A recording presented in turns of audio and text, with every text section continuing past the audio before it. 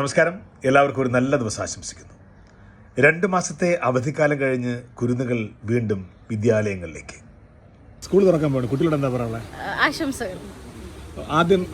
ആദ്യം സ്കൂളിൽ പോയി ഓർമ്മയുണ്ടോ? കരഞ്ഞു വിളിച്ച് അമ്മയെ കാണണം. ഏത് സ്കൂളായിരുന്നു? 7th day Palakkad. ആദ്യമായിട്ട് സ്കൂളിൽ പോയ ഓർമ്മ ഏത് സ്കൂളായിരുന്നു?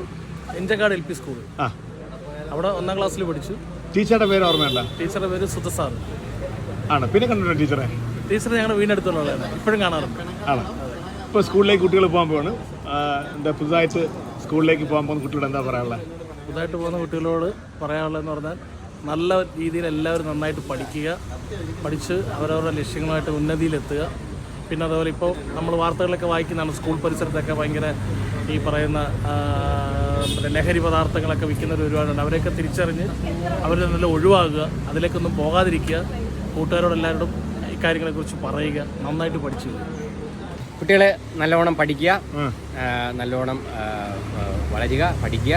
പിന്നെ നല്ല അച്ചടക്കം കാര്യങ്ങളൊക്കെ വേണം. ഇപ്പോഴത്തെ സിറ്റുവേഷനും സറ്റയർ കാര്യങ്ങളൊക്കെ അറിയാമല്ലോ, കുറേ പ്രശ്നങ്ങളൊക്കെ നടക്കുന്നുണ്ട്. അതെല്ലാം മാറ്റി വെച്ചിട്ട് നമ്മൾ പോവുക, പഠിക്കുക, തിരിച്ചു വരിക. ഞാൻ PPMHS കാരക്കുണം അവിടെയായിരുന്നു പഠിച്ചത്. ടീച്ചറെ പേര് ഓർമ്മയുണ്ടോ? ടീച്ചർ എൻ്റെ ക്ലാസ് ടീച്ചറിൻ്റെ പേര് ഗിരിജ എന്നായിരുന്നു. ക്ലാസ് ടീച്ചർ നല്ല പാവം സ്നേഹമുള്ള ടീച്ചറായിരുന്നു.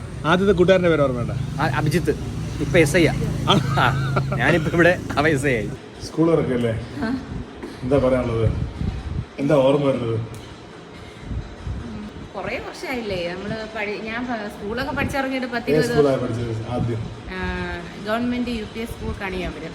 പിന്നെ 6ാം ക്ലാസ് വരെ അവിടെയാണ് പഠിച്ചത്. ഓർമ്മയുണ്ടോ?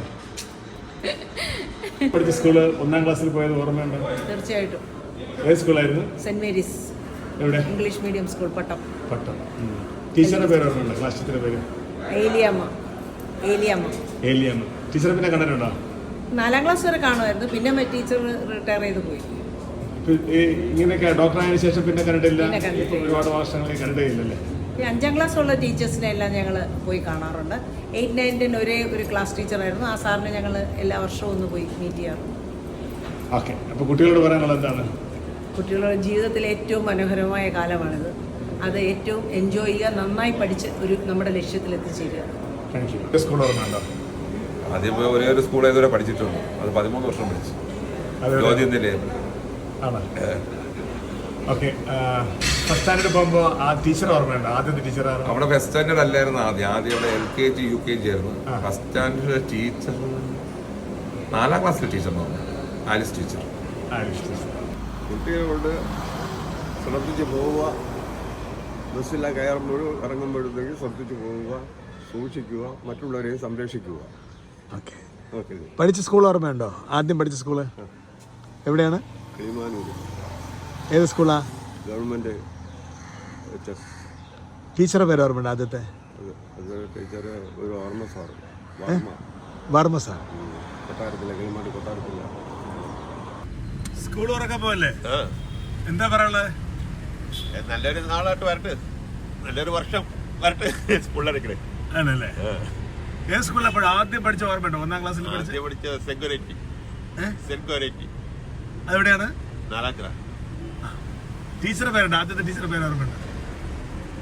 ടീച്ചറെ പേരില്ല, അൽഫോൻസായിട്ട് ഹെഡ് മാസ്റ്റർ. അത് ഓർമ്മയുണ്ടല്ലേ?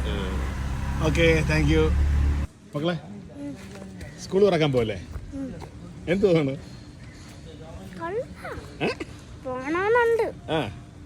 ഇനിയിപ്പോ ഏത് ക്ലാസ്സിലേക്കാ? 3ല്. ഏത് സ്കൂളാണ് മക്കൾ പഠിക്കണേ?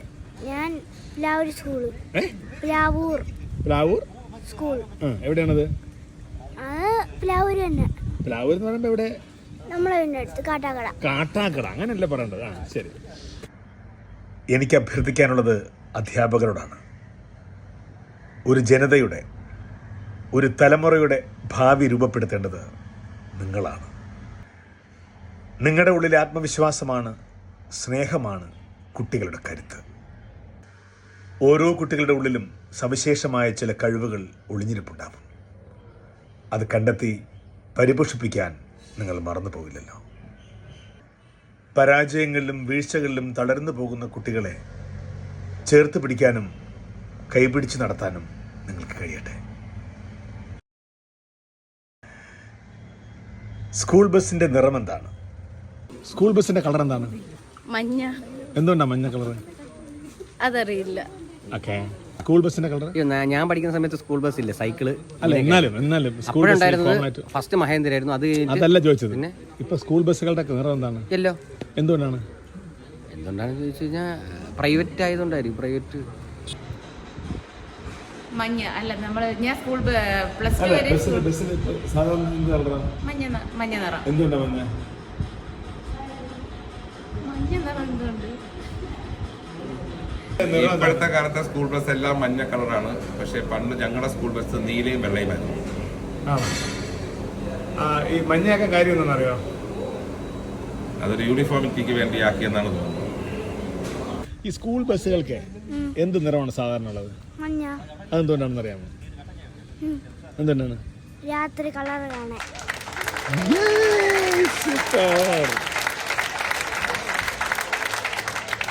സ്കൂൾ ബസിന്റെ നിറം എന്താണ്? മഞ്ഞ നിറം. എന്തുകൊണ്ട് മഞ്ഞ? നമ്മുടെ കണ്ണിന് വളരെ വേഗത്തിൽ തിരിച്ചറിയാൻ കഴിയുന്ന നിറമാണ് മഞ്ഞ. മഞ്ഞ്, മഴ, പൊടി, അരണ്ട വെളിച്ചം ഇവയിലൊക്കെയും വ്യക്തമായി കാണാൻ കഴിയുന്നൊരു നിറമാണ് മഞ്ഞ. അതുകൊണ്ട് തന്നെയാണ് മഞ്ഞ വാർണിംഗ് ലൈറ്റായും ഉപയോഗിക്കുന്നത്. ഇനി ഒരു ഓട്ടപ്പാച്ചിലാണ്. കുട്ടികൾ മാത്രമല്ല, നമ്മൾ ഓടണം. അവർക്ക് മുന്നിലായി, പിന്നിലായി, അവർക്കൊപ്പം. അങ്ങനെ ഇനിയുള്ള ദിവസങ്ങൾ നമുക്ക് കൂടുതൽ തിരക്കുള്ളതാണ്. പ്രതീക്ഷകൾക്ക് നിറം പിടിപ്പിച്ച് അവർ പാറി നടക്കട്ടെ. സഹജീവിയോട് സഹാനുഭൂതിയും കൂടെയുള്ളവരെ കൂടപ്പിറപ്പിനെ പോലെ കാണാനുള്ള മനസ്സിൻ്റെ വിശാലതയും ഇവരിൽ വളരട്ടെ. അനന്തു ഇനി 7-ലാണ്.